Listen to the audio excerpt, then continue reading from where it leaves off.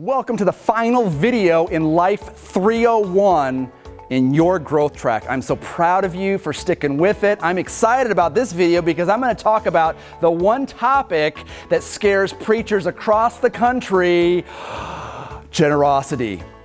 Take it from me, no pastor, no Christian leader in America enjoys talking about money. It's uncomfortable. We get all, uptight about it. It can suck the oxygen out of the room. And so I just want to say up front, no one's going to guilt you into giving to Life Church. In fact, at Life Church, we see it as a privilege that we get to be part of what God is doing. In the book of 1 Peter chapter 2, verse 9, the Apostle Peter says to us, "But you are a chosen people." There's something different about you and me when we trust Christ as our carpenter king. You're a chosen people, a royal priesthood, a holy nation, God's special possession, that we may declare the great news, the praises of Him who has rescued us from darkness and into His glorious light. 1 Peter 2:9 in 3 words is that we may.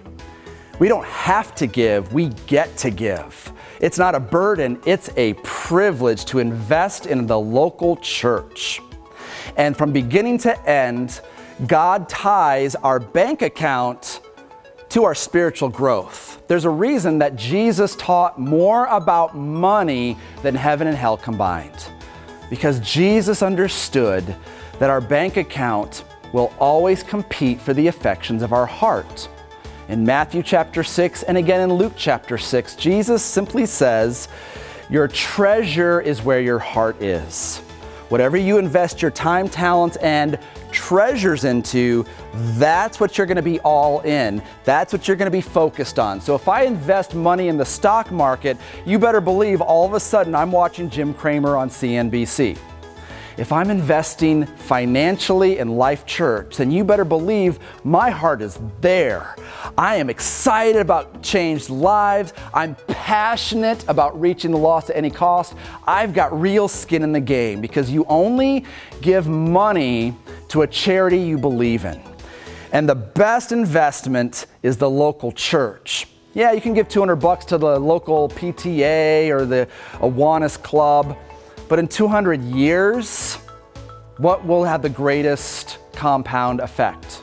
The Church of Jesus Christ. We have 2,000 years of solid history backing us up. And so at Life Church, we teach from the scriptures that God is the giver of everything. He owns all the resources, all the cattle on 1,000 hills, it says in the Psalms, and we get to manage God's stuff. And we are blessed to be a blessing. We teach tithing and offerings at Life Church because, we read the Bible and we believe in what it says. Some people say, tithing is outside, what we should be talking about. That's the law, that's Moses. Well, no. The idea of tithing came about hundreds of years before the 10 Commandments. When you go back to Genesis 12, we meet a guy named Abraham. He had several sons. Several sons had Father Abraham. And Abraham is the first person in history to bring a tithe, which means a tenth of your gross income. It was an act of worship. It was an act of obedience. It was an act of trust. And all throughout the Old Testament and then in the New Testament, affirmed by Jesus, affirmed by the Apostle Paul, we are taught that tithing is part of the Christian experience. It's a real step of faith to give your hard-earned dollars to a charity. And though you get a tax break on every dollar you give to Life Church, you also get a huge compound return on investment that ripples into eternity. Jesus said, "Store up your treasures in heaven," not here where you can lose stuff. You can't take it with you. And if we're all in, then it's a privilege to share in tithing. I love tithing. It took me a while to make the shift in my head, but once I read the Bible, I realized I'm blessed to be a blessing, and bringing my first 10%, my first fruits, not my leftovers, is not only an act of worship and obedience, but it's a joy. Above and beyond the tithe is the offering. An offering is when we give a cash gift above and beyond our 10% gross income tithe. Offerings can be directed to your local church or to missionaries.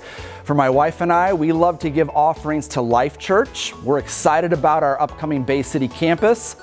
And then for the last 18 years, we've also given above and beyond our tithe to an outside Christian organization called Compassion International. We have a heart for orphans. We believe in their ministry around the world. So yes, we're one of those crazy households that gives our first 10% on the first of the month to our local church. And then we try to challenge ourselves every year to increase our giving, because we want to be generous. My children see us sacrificing for the things of God, and it builds character into their hearts. Our children are already tithing on their own. When we trust God with our first fruits, He blesses the rest.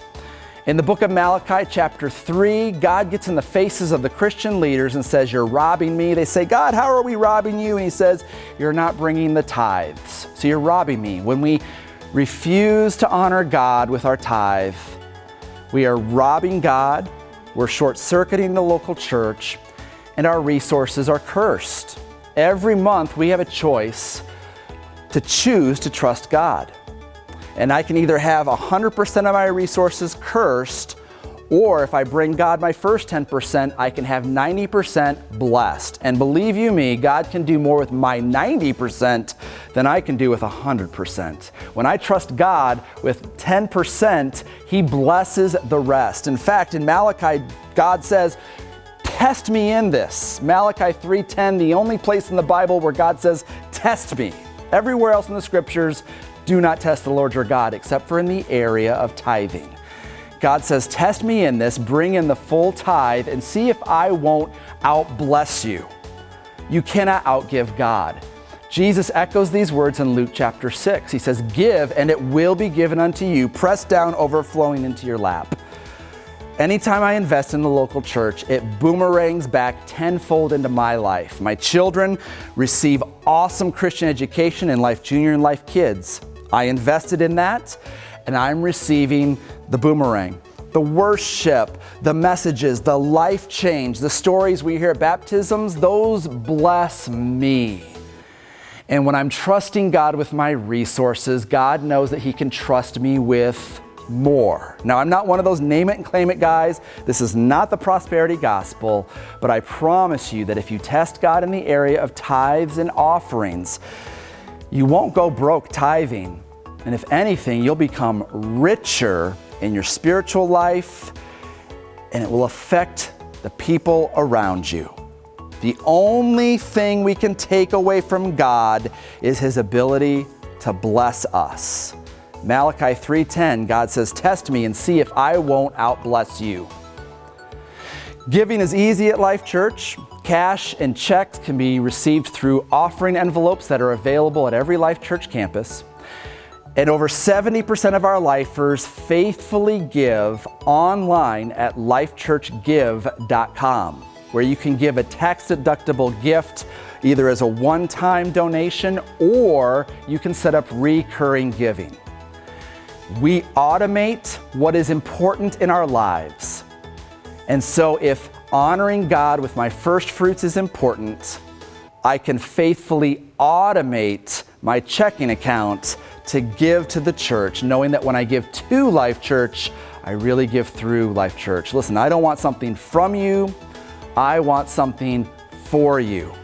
If you have questions about generosity or about how to increase this area of your faith, go to lifechurchgive.com or contact a staff member. We are happy to sit down, walk through the scriptures with you, show that this isn't a pyramid scheme or, a get-rich-quick kind of thing. This is how we get to get skin in the game. Giving is the scariest step of faith you can take as a Christ follower, and yet that's how we grow. Lifers serve, Lifers give, and together we are reaching the lost at any cost.